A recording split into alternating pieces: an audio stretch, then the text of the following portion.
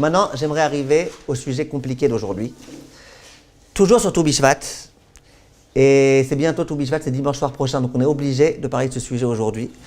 J'aimerais avoir le mérite de bien vous l'expliquer. Et j'aimerais que vous me disiez si vous êtes d'accord avec moi. On a une grande question qui se pose chaque année à Tou Bishvat dans beaucoup de familles. La question est la suivante. Dans beaucoup de familles, on essaye d'avoir plein d'espèces de fruits. Et entre autres, les gens, ils amènent des fruits nouveaux. Comment on appelle ces fruits-là? Par exemple, les fruits de la passion, par exemple, tout type de fruits qu'on n'a pas l'habitude de voir et qu'on amène. Prends et les amène pour pouvoir faire chéri à nous. Et pour dire amen. D'accord? Question.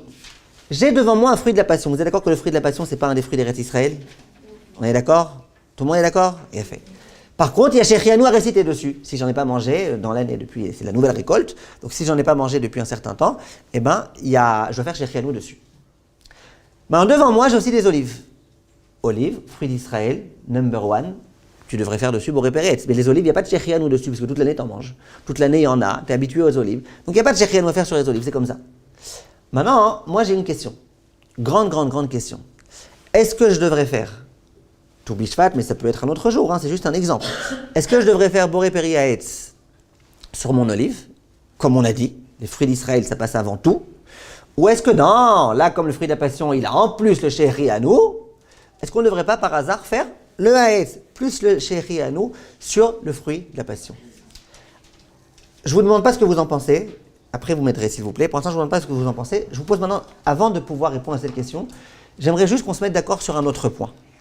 Vous connaissez, j'imagine, toute la halacha, que sur des nouveaux fruits, on récite la bracha de chéri à nous. C'est une halacha dans le Shulchan Aruch qui dit que quand on a un nouveau fruit serait un fruit de la nouvelle récolte qu'on n'a encore jamais mangé. Donc on est en extase, on est en exaltation devant ce nouveau fruit, devant la beauté de la créature d'Akadosh Baruch Hu. Qu'est-ce qu'on fait? On fait la bracha de chéri à nous. Question, comment ça marche? Est-ce que je prends mon fruit de la passion, je fais Boré Péretz, chéri à nous et je mange? Est-ce que je fais d'abord chéri à nous, Boré Péretz et je mange? Comment ça marche? Qui est-ce qui peut me dire? Raquel. Parce que chéri à nous, il passe avant tout. Donc vous faites Baruch Ata Hashem Elokeinu Melech Shechianu Ekivenu Meginu Azman Hazeh, Baruch Ata Hashem Elokeinu Melech Boré Péretz et vous mangez. Après, il y aura une coupure entre les deux. Si on fait une bracha avant après qu'on a fait une bracha, il y aura un schneeblik. Un schneeblik, d'accord. C'est comme quand on fait les Nishmat, on fait déjà les Nishmat, après on fait la bracha. Oui, il y a un rapport, les Nishmat, Je vais te faire une bracha. Justement, c'est pour pas qu'il y ait une nafsaka entre la bracha. Ouais, mais d'accord. Qu'est-ce que vous dites? C'est ça, c'est une nafsaka. Donc tout le monde dit qu'on fait d'abord chéri à nous. Non, souvent on fait d'abord à Pourquoi? parce que chéri à nous, c'est la bracha secondaire, c'est pas la bracha principale. Très bien, très bien. Il y a un principe. Oh, regardez, venez, on essaye de réfléchir. D'abord, il a fait. D'abord, celles qui ont raison a priori dans la logique, avant la coutume. Dans la logique, a priori, celles qui ont le plus raison, c'est celles qui ont dit qu'on devrait faire d'abord chéri à nous. Pourquoi? Comme on a un principe, c'est qu'on ne doit pas marquer d'interruption entre le Baruch Ata Hashem Boré Péretz et la consommation du fruit. Et si tu me mets un chéri à nous en plein milieu, ben c'est une interruption. Donc, j'ai pas de problème à avoir une interruption entre chéri à nous et le fait de manger le fruit, parce que le chéri à nous, il vient pas sur le fait de manger, il vient sur le fait qu'il y a un nouveau fruit, on y reviendra. Mais par contre, entre Boré Péretz et manger, il faut qu'il n'y ait aucune interruption. C'est pour ça qu'il écrit dans la halacha que si c'est un fruit qu'il faut éplucher, épluche-le avant de faire la bracha, comme ça, dès que tu as fini la bracha, tu peux le manger, etc., etc. Donc, la logique, ça aurait été de dire qu'on doit d'abord faire Boré Péri, d'abord chéri à nous, après Boré Péretz. Et c'est comme ça que certains Ashkénazes font. La coutume ashkénaze, elle est partagée. Certains font exactement comme ça. D'abord chéri à nous, après Boré Péretz. Les Sfaradim et certains ashkénazes ne sont pas d'accord avec ça. La coutume Sfarad, c'est pas ce que vous avez dit là. La coutume Sfarad, c'est d'abord on fait Boré Péretz, après on fait chéri à nous. Question pourquoi? Sur ça, elle a dit Myriam très bien. On a un principe de halakha qui s'appelle Tadir Veno Tadir Kodem. C'est quoi Tadir? Quelque chose qui est fréquent. Et quelque chose qui n'est pas fréquent, comment on dit en ivrite pas fréquent? Nadir, très bien, quelque chose de rare, nadir. Donc quand tu as tadir ve no tadir, quelque chose de fréquent, quelque chose de moins fréquent, le fréquent il passe avant. Vous voulez un exemple? Je dois... Que quoi? Que quoi? C'est pour ça qu'on fait déjà WC et après aller Parce que WC c'est Il a fait. Pour la Dala, Hein? on fait d'abord la Dala, après les. Que quoi dans Hanouka? Si on doit. Non, mais il y avait un truc comme ça. Regardez, prenez un exemple très simple. Le Shabbat, oui, on fait d'abord la Dala. Ah, d'abord Arvit. Oui, d'abord la Dala. Très bien, donc vous connaissez le principe. Donc, ouais, vous avez raison. Là-bas, la raison, c'est parce qu'on doit d'abord sortir de Shabbat et après. Et la. Hein? Mais sans l'Abdallah, on est quand même sorti de Shabbat, on pourrait quand même faire la fin. Ouais, mais de la même façon que Shabbat, même pour ceux qui disent que quand on allumait les Nerot de Shabbat, on n'a pas reçu Shabbat, malgré tout, ils demandent d'allumer d'abord la Hanouki après les Nerot de Shabbat pour cette raison-là. Je ne rentre pas maintenant dans ça, Baruch Hashem, vous savez bien. Donc, Tadir, Veno, Tadir, c'est-à-dire quand tu as une mitzvah fréquente, une qui est moins fréquente, tu fais d'abord la fréquente. Par exemple, je vous donne un exemple, vous avez la tefila de Harvit à prier. Et on est pendant la période de Sfirat HaOmer. Alors, dès qu'il fait nuit, j'ai l'obligation de faire Harvit, mais j'ai aussi l'obligation de faire Sfirat HaOmer. Pourtant, dans toutes les nations du monde, vous voyez que les gens, ils commencent par Harvit, Barerou, la Hamida, ils vont jusqu'à la fin de Harvit. Et c'est là qu'ils font Sfirat HaOmer. Question pourquoi? Parce que Sfirat HaOmer, c'est pas Tadir. Tu récites pas ça tous les jours de ta vie. Tu récites ça pendant 7 semaines par an. Alors que Harvit, c'est tous les jours. Donc Tadir, Veno, Tadir, tu commences par ce qu'est Tadir. Est-ce que Boré Periaetz, c'est plus Tadir que chez Echianou, chez les gens normaux ou pas? Oui. Donc d'abord, tu fais Boré Periaetz, après tu fais chez Echianou. Alors ça, vous allez me dire, mais c'est une interruption. Réponse, pas une interruption. Comme c'est nécessaire pour la bracha, c'est pas une interruption. De la même façon que dans la Havdalah, vous faites Baruch Ata Hashem Boré Peria Geffen. Après, va faire ton Boré Meoré Haesh, ton Bessamim, ton Amavdil. Et après, tu bois. C'est pas une interruption, parce que comme toutes ces brachot, elles sont nécessaires, ben, c'est pas une interruption. Donc là, pareil, c'est pas une interruption. Donc, les Sfaradiotes d'entre vous, je vous demande de retenir, d'abord Boré Peria Etz, après Shechianu, après on mange. Les Ashkenaziotes, ou l'Ashkenazia, qu'elle demande à ses parents c'est quoi leur coutume. Il y a des Ashkenazim qui font comme les Sfaradim, je crois que c'est la coutume la plus répandue, je pense. Mais il y a des Ashkenazim qui font l'inverse, qui d'abord font Shechianu et après qui font la bracha sur le fruit.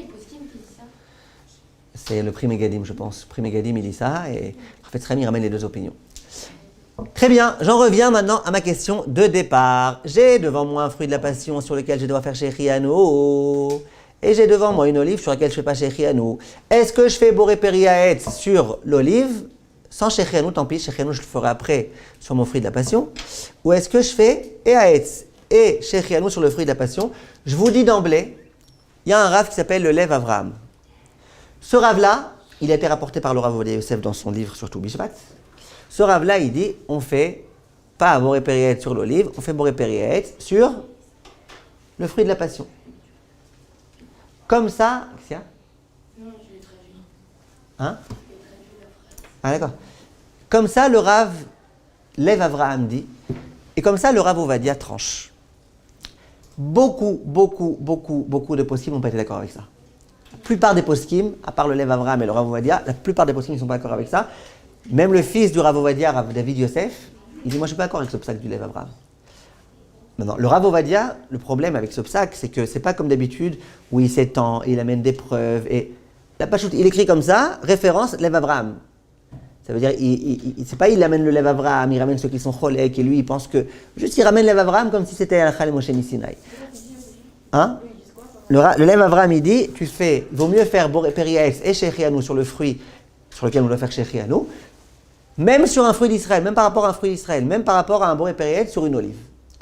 Alors, avant d'essayer de comprendre pourquoi, peut-être qu'on peut ne pas être d'accord avec ça, d'abord, j'aimerais vous expliquer ce qu'il dit. Le Lev Avraham, je l'ai ouvert dans les mots, il y a plusieurs années, pour voir qu'est-ce qu'il disait. Est-ce que c'était logique? Ça paraît bizarre quand même, non? C'est hyper bizarre. Shraor, il te dit les fruits d'Israël, Lev Avraham, il te dit non, Shechianu. D'où il sort ça? Oui? Alors, je vais vous dire ce qu'il dit le Lev Avraham, et après, vous me direz si vous êtes d'accord ou pas. C'est bon? Une seconde, d'abord venez on réfléchir, on a encore un peu de temps, donc venez on réfléchit, après je vous dirai comme quoi moi, personnellement, je pense qu'il vaut mieux trancher. Je vous explique l'idée de Lev Avraham. J'ai pas compris ce qu'il dit. Encore une fois, le Lev Avraham il dit, je vous amène maintenant, pas à Toubishvat, maintenant je vous amène devant vous un fruit de la passion sur lequel vous devez faire Eaetz et Shechianu, et une olive sur laquelle vous devez faire que Haetz. Bon, imaginez que vous ne deviez pas faire Shechianu sur le fruit de la passion, vous avez déjà mangé la semaine dernière. Sur quoi vous feriez Boré Periaetz? Sur l'olive, fruit d'Israël, numéro 1, voilà. Maintenant, le problème là, entre guillemets, c'est que vous n'avez jamais encore mangé le fruit de la passion cette année, donc vous devez faire Shechianu. Le Rav, Lev Avram et Rav Ovadia, ils disent, bah, tu prends le fruit de la passion, tu fais Boré Periaetz et Shechianu, tu le manges, et ça quitte ton olive. Ça, c'est le Lev Avram. C'est bizarre. Donc il dit non, mais il dit d'abord de faire Shechianu et après on fait le fruit d'Israël. Il dit pas ça. Il dit pas tu fais Shechianu sur le fruit de la passion, après tu prends l'olive, tu fais Boré Periaetz. Il dit tu prends le fruit de la passion, tu fais Baruch Ata Hashem Elokeinu melech haolam Boré Periaetz, Baruch Ata Hashem Elokeinu cham Shechianu Ekienu Ekienu, tu le manges, et après tu manges ton olive, tu manges ce que tu veux. Ah oui, donc ils disent qu'on préconise d'abord le Shechianu, mais après le fruit d'Israël. Voilà, voilà. Il dit que puisque ce fruit, il a un Shechianu, il a une importance particulière. Très bien. Vous trouvez pas ça bizarre? Non. Pourquoi? Parce qu'on fait d'abord passer. Eux, ils font passer le Shechianu avant le fruit d'Israël. Moi, je trouve que c'est Ils différent. font Shechianu Mais non. et après, ça le fruit Oui, d'Israël. oui, mais il est bien d'accord que sur mon olive, je ferai d'abord Haetz et après Shechianu. Pas mon olive, sur mon fruit de la passion. Oui. Donc tu vois bien que le Haetz, il passe avant le Shechianu. Non. Au contraire, t'as dit... Oui, mais par rapport au fruit d'Israël, lui, Alors très bien, alors question pourquoi? Très bien, question pourquoi? Le Lev Avraham, il rapporte deux raisons. Je vais vous les dire les deux, et on va réfléchir vraiment, sincèrement, est-ce qu'on accepte ce qu'il dit ou pas? Écoutez bien. Première raison, il dit comme ça. Il dit, nous, on a un principe dans la halakha qui s'appelle Chaviv. Vous vous rappelez du Chaviv? Chaviv, ça veut dire ce que tu préfères, ça passe avant ce que tu n'aimes pas. Dit le Rav, Lev Avraham, quand tu as un fruit sur lequel tu vas faire Shechianu, et Boré Periaetz, c'est-à-dire que c'est un fruit qui va mériter 2 brachot. Vous êtes d'accord que quelqu'un qui a une conscience juive, il préfère ce fruit? Il préfère, c'est pas ça un fruit, c'est un fruit qui a 2 brachot. Pas n'importe quoi, hein, oh, 2 brachot. Donc on a une chavivout pour ce fruit. C'est un fruit qui a 2 brachot. Comme ça, il dit le Lev Avraham. Et puisque c'est un fruit qui a 2 brachot, il est chaviv à tes yeux, il est chaviv aux yeux d'Akadosh Baruch Hu, et bien ça passe avant l'olive. Premier argument. Cet argument, vous êtes tous d'accord avec ça? Il n'y a que Tzipia qui est d'accord avec ça? Tout le monde est d'accord avec ça? Ok. Alors, retenez cet argument. Dans 2 minutes, on va essayer de le contrer. Oui? Voilà, 2 brachot. Donc, c'est un génial, quoi. C'est un truc, 2 brachot. 2 brachot en un fruit. 2 brachot. Ouais. La question, c'est pourquoi il y a 2 brachot? Pourquoi on ne fait pas une brachot sur chaque fruit? Alors lui, il affirme clairement que sur le fruit de la passion, on fera les 2 brachot. Oui, c'est-à-dire si vous n'avez pas d'olive, si vous n'avez que le fruit de la passion, ben c'est un fruit qui mérite 2 brachot. Par contre, l'olive, même si vous n'avez pas de fruit de la passion, vous ne ferez qu'une bracha. Donc, le fruit de la passion, vous le préférez. Première raison. Deuxième raison, vous savez quoi? Venez, on réfléchit à cette raison. Après, on passera à la deuxième. Venez, on réfléchir à cette raison. Pourquoi, moi, ça me choque beaucoup, ce psaque-là? Vous voulez que je dise pourquoi? Tzipia, je peux vous mettre à l'épreuve? J'ai une question. Vous avez devant vous une olive. C'est quoi le fruit à l'aise que vous adorez? Les fruits à l'aise que vous adorez?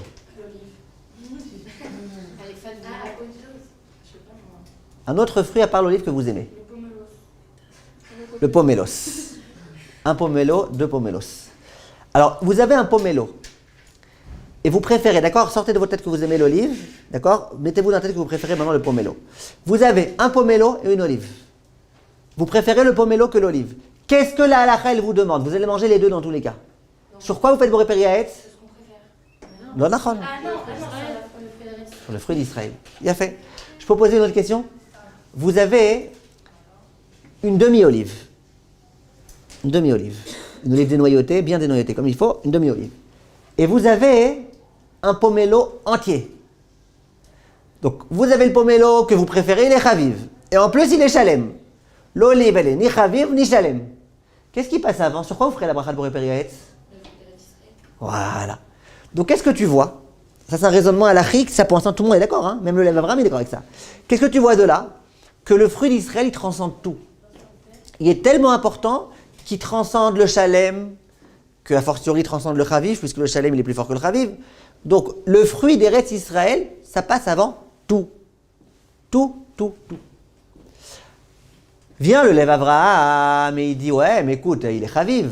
Il est chaviv ce fruit-là, il y a 2 brachot dessus. Tu sais quoi? Il est chaviv. Ok, il est chaviv. Et alors? Le fruit d'Israël, ça passe avant chaviv. C'est le Shulchan Aruch qui le dit, c'est pas moi. Shulchan Aruch il dit, fruit d'Israël, ça passe avant chaviv. Fruit d'Israël, ça passe même avant shalem. Alors que shalem, ça passe avant chaviv. Donc déjà, ton chaviv, c'est toi qui l'as inventé. Te dire que parce qu'il y a 2 brachot, c'est chaviv, c'est une invention. C'est quoi, c'est une invention? C'est un très grand rave, ce rave, mais c'est pas écrit en Shulchan Aruch, c'est pas écrit dans la Gemara. Donc déjà, tu inventes un concept qui s'appelle un chaviv. Nous, que la chaviv, c'était ce que tu préfères, ce qui est plus agréable à ta bouche. Tu inventes un nouveau chaviv. El ni baya. Mais même si tu veux inventer ton nouveau chaviv, tu peux pas. Pourquoi? Pourquoi? Parce que le fruit Israël, ça passe avant. Vous vous rappelez comment je m'étais énervé la semaine dernière avec l'histoire de l'olive de Tombouctou et l'orange d'Israël? Alors il va dire, ouais, mais moi, comme je suis sioniste, j'adore l'orange d'Israël plus que l'olive de Tombouctou. Tu peux adorer ce que tu veux, ça me fait une belle jambe. Le fruit israélien passe avant. Vous comprenez ce que je veux dire? Donc là, c'est exactement la même chose. Le fruit d'Israël, surtout si ton olive, tu l'aimes, et surtout si elle est entière. Ouais, mais lui, il a 2 brachot, et alors? Donc ça, c'est le premier argument qui, a priori, ne tient pas la route du tout. Pour des raisons halachiques que je viens de vous expliquer. Maintenant, je vous donne le deuxième argument. Vous êtes concentré encore un tout petit peu? Écoutez bien. Deuxième argument, il est un tout petit peu plus difficile à comprendre. Écoutez-le. Le Shulchan Aruch, quand il parle de la bracha de Shechianu, il dit quand on voit un nouveau fruit. Il ne dit pas quand on mange un nouveau fruit. Il dit quand on voit un nouveau fruit, on doit faire la bracha de Shechianu. Au jour d'aujourd'hui, et pareil dans les vêtements.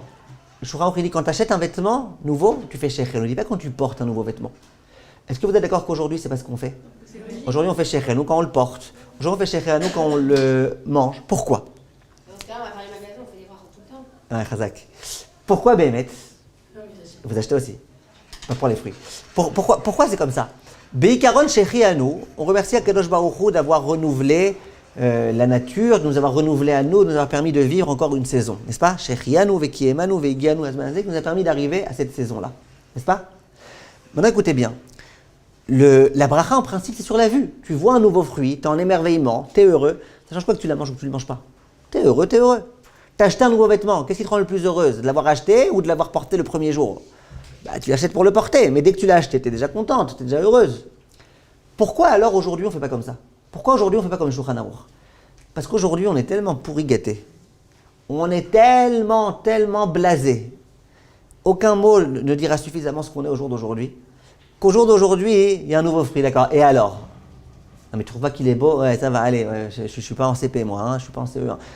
Ça va, aujourd'hui les gens ils sont pas capables de s'émerveiller devant un beau fruit. Alors, aujourd'hui on dit bon, on espère que quand tu le mangeras, au moins tu seras capable de t'émerveiller. Même ça, aujourd'hui on est tellement blasé que bon, ça c'est une pastèque, hein, on dit. Mais en principe, on peut plus s'émerveiller quand on mange un fruit que quand juste on l'a vu. On est plus capable de s'émerveiller et de remercier Hachem quand on porte un vêtement que quand juste on l'a acheté. Donc aujourd'hui, où on a du mal à s'émerveiller facilement, eh ben, on attend le moment où vraiment là, on est sûr que tu vas t'émerveiller, c'est là qu'on fait la bracha. Comme ça, les poskim ils expliquent. Mais il n'empêche que Beikaron, en principe, fondamentalement, quand est-ce qu'on devrait réciter Shechianu avec le fruit? Quand tu l'as vu. N'est-ce pas? Il a fait, viens le lève Avram, alors maintenant concentrez-vous, viens le lève Avram et il dit comme ça. J'ai acheté mon fruit de la passion vendredi. D'accord? Dimanche soir, c'est Tou Bishvat. Ok. À partir de quel moment j'avais le devoir, entre guillemets, de réciter Shechianu? Depuis vendredi. Mais tu peux pas, tu vas pas le manger avant dimanche soir. Alors, tu vas pas le manger, tant pis. Alors tu vas laisser ton Shechianu attendre. Maintenant, est-ce que vous êtes d'accord que moins tu laisses le temps passer, mieux c'est? Il vaut mieux. Tu as vu vendredi, tu vas pas te dire dans 3 ans je ferai Shechianu sur le fruit que j'ai vu vendredi. Il vaut mieux faire le plus vite possible. Oui ou non? Viens le lève Avraham et il dit, écoutez bien, il dit si tu prends ton olive et que tu vas faire boré périette sur ton olive et que tu vas manger ton olive et que simplement après tu vas commencer à t'occuper de ton Shechianu sur le fruit de la passion, tu auras une interruption plus grande que si tu prenais direct le fruit de la passion, Shechianu si tu es Ashkenaz, Haetz et tu manges, ou même Haetz Shechianu et que tu manges. Aïe, aïe, aïe, aïe, comme on ne veut pas qu'il y ait une grande interruption entre le moment où tu as vu le fruit et le Shechianu, eh ben on préférera faire la bracha sur le fruit qui a la bracha de Shechianu pour économiser encore 18 secondes. 18 secondes. Ça, c'est le lève Avram. Qui est-ce qui peut me dire que c'est bizarre ce psaque? Je vous demande, soyez un peu critique. Quand on fait de la halakha, vous avez le droit d'être critique. Hein. Mais soyez critique. Ok, c'est Rav Ovadia qui est d'accord avec lui. Soyez critique. Bechavot, qui est critique ici? Vous, je sais que vous êtes critique, alors pourquoi? Parce que je pense que ça change rien, 18 secondes, plus de 18 secondes. Bien sûr que ça change. Alors pourquoi on vous demande d'éplucher un fruit et de faire la bracha après? Pourquoi on vous demande d'attendre de faire shakol sur votre thé une fois qu'il s'est un peu refroidi pour ne pas laisser 18 secondes se passer? Parce que là, il y aura vraiment une afsaka. C'est-à-dire que si on fait la bracha et après on fait exprès d'attendre attendre. Alors ok, c'est pas bien. Ok. Mais là, c'est à nous de décider en fait quand la faire. Ça change pas 18 secondes avant, 18 secondes après. Ok. Je comprends ce que vous dites, hein, je comprends. C'est-à-dire, vous dites, on se moque du monde, à 18 secondes, ça va aller. T'as attendu de vendredi jusqu'à dimanche, moi tu me dis à 18 secondes de plus. Je comprends que c'est rigolo ce que vous dites, c'est rigolo de dire on attend 18 secondes. Mais disons qu'à part rigolo, pourquoi C'est pas drôle, mais ça veut dire. C'est ça quoi. Il y a quelque chose de, à mon avis, il y a quelque chose de beaucoup plus problématique dans ce psaque. Oui. Parce que moi, je trouve que les fruits d'Israël, ils ont beaucoup plus important que de 18 secondes d'intervalle, de faire. Ok. etc. Et pourquoi vous pensez que c'est beaucoup plus important? Lui, il vous dit que non. Parce que ça vient d'Israël, c'est écrit dans la Torah qu'il y a les 7 fruits, enfin il y a les 5 fruits d'Israël. Ben là, c'est écrit noir sur blanc. Mais c'est pas écrit chez Très bien, très bien. Vous m'aidez beaucoup là, Vital. Très bien. Vous voulez rajouter quelque chose? Et chez nous, c'est pas écrit dans la Torah. Allez, Dan, aidez-moi. Vous avez aimé ce psaque, vous? Du fruit de la passion? Alors, en fait, chez nous, de toute manière, on la fera sur le fruit, alors que la bracha de Hetz, on va la lever sur le fruit d'Israël. Il a fait très bien. Très bien. Déborah. Hana. Très bien. Mais je vais vous dire ce que moi je pense personnellement. Et voilà, c'est exactement. Je vais faire un mixte maintenant de ce que Avital a dit, de ce que Léa a dit, aussi un petit peu de ce que Myriam a dit. Écoutez bien. D'abord, introduction. Si je n'avais pas fait assez d'introduction encore, j'en fais encore une petite s'il vous plaît. Introduction. Est-ce que la bracha de Shechianu, c'est une bracha qui est obligatoire ou qui est facultative? Eh bien, la Gemara dit dans la Masechet Eruvin, et les poskim y rapportent ça, que c'est une bracha facultative. En hébreu, on appelle ça reshut. C'est si tu veux, tu fais. Si tu veux pas, tu fais pas. Comment ça se traduit le fait que c'est facultatif? Ben, ça se traduit de plusieurs façons. Par exemple, plein de fois quand je donne des cours sur ce genre de halachot-là, et je dis aux gens, vous savez, sur un nouveau vêtement, bien beau et tout, il faut faire Shechianu. Les gens me disent, ah bon? Je savais pas. Tu dis aux gens, sur un nouveau fruit, on fait Shechianu. Ah bon? Je savais pas. Et après, les filles, c'est pas simplement, ah bon? C'est après, elles vous disent, ah, ça veut dire que ça fait déjà 18 ans que je mange des fruits sans faire la bracha. C'est très grave. Moi, qu'est-ce que je dis aux filles pour les rassurer? Je leur dis, écoutez, si tu manges une pomme, tu fais pas Haïtz, c'est grave ou pas? Ben oui, parce que tu dois faire Haïtz. Si tu manges un nouveau fruit que tu fais pas Shechianu, c'est grave ou pas? C'est pas grave, c'est facultatif. C'est-à-dire que Hachem ne pourra pas te tirer les oreilles, pourquoi tu n'as pas fait Shechianu? Il pourra te tirer les oreilles, pourquoi tu manges sans faire Haïtz? Pourquoi tu manges sans faire Sheakol? Pourquoi tu ne dis pas Yichot Brachot? Mais il ne pourra pas te tirer les oreilles, pourquoi tu n'as pas fait Shechianu? Shechianu, c'est facultatif. C'est-à-dire que Shechianu, ce n'est pas une bracha obligatoire. On ne peut pas obliger quelqu'un à faire Shechianu. Si quelqu'un me dit, moi, je viens d'apprendre les brachot, je suis encore analphabète, je sais juste réciter la bracha de Boré Peri Haetz, et même ça, c'est avec beaucoup d'encorchure. Shechianu, j'y suis pas encore. Est-ce que je peux quand même manger mon fruit ou pas sans faire Shechianu? Je lui dirais quoi? Oui. N'est-ce pas? Il a fait. Ça, c'est une première introduction. Alors maintenant, venons réfléchir ensemble de façon très logique. De quoi il est question ici? De quoi il est question? Finalement, mon Shechianu, je le ferai. Parce que le fait que je fais Boré Peri Haetz sur l'olive, ça ne m'empêche pas qu'après, je pourrais faire Shechianu juste après sur le fruit de la passion. Vous êtes d'accord avec moi ou pas? Personne n'a dit que c'est un problème. Personne n'a dit que si tu as fait Boré Peri Haetz sur ton olive, tu as perdu ton Shechianu sur le fruit de la passion. Shechianu, tu le feras dans une seconde sur le fruit de la passion sans faire Haetz dessus. Tu feras Boré Peri Haetz sur l'olive et Shechianu sur le fruit de la passion. D'accord? Il a fait. Maintenant, la halakha de faire Boré Peri Haetz sur un fruit d'Israël, c'est un inyan, c'est facultatif ou c'est obligatoire comme elle dit Léa? C'est obligatoire, c'est un Shulchan Aruch, c'est une obligation. De faire la bracha sur un fruit d'Israël, c'est obligatoire, c'est pas facultatif.